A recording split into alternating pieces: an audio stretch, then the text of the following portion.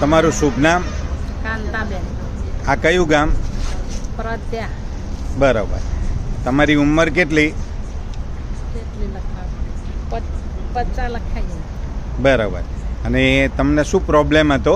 અમારે આ ગાડી ફાટી ગઈ. બરાબર. તો આ ગાદી ફાટી જઈ હતી તો પછી તમે ડૉક્ટરને મળ્યા? અમારે હા. કેટલા ડૉક્ટરને મળ્યા? એક ડૉક્ટર બાકી મેળ્યું નહીં, બધા ડૉક્ટર ફરી વળ્યા. તો પછી ડૉક્ટરે શું કીધું? ડૉક્ટર કે ગાડી ફાટી બરાબર. એવું કીધું. અને બીજો કંઈ પ્રોબ્લેમ હતો?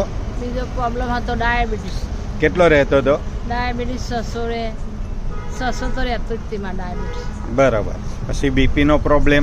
બીપી હતી, બીપી 200 રહે. બરાબર. અને આટલા બધા ડૉક્ટરને મળ્યા પછી એ બધા ડૉક્ટરે શું કીધું કે હવે કંઈ આમાં ઘેર બેઠા સેવા કરો એવું?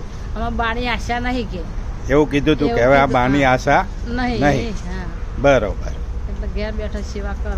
અને પછી આ સંજયભાઈ આવ્યા તો આ સંજયભાઈએ કઈ કઈ પ્રોડક્ટ આપી? સંજયભાઈને ડાયબાલાઈફ, પછી આપણી હરીએ લીવર ગેંગ કેપ્સ્યુલ, ડેલી ડેટોક્સ, બરાબર, પછી સ્પાયરુના ગોલ્ડ અને ડાયબાલાઈફ, આ બધી વસ્તુઓ આપી હતી આપણે. અચ્છા. અને આપણે કેટલા મહિના લીધી? 9 મહિના મેં દવા ખાધી. બરાબર. જ્યારે પ્રોડક્ટ નથી લીધી ત્યારે તમે ખાટલામાં આવીને ઊભા થઈ શકતા હતા? ના. બરાબર. અને ત્યાં અત્યારે થોડું ચાલો તો શું થતું હતું? હા સર, તો મોઢું પોરું થઈ જાય ચાલો ને તો. બરાબર. અને આ 9 મહિના લીધી, હવે ચાલો તમે? 9 મહિના દવા લીધી તો 9 વીઘા હેડું. 9 વીઘા. તો 9 વીઘા હેડું અત્યારે. બરાબર.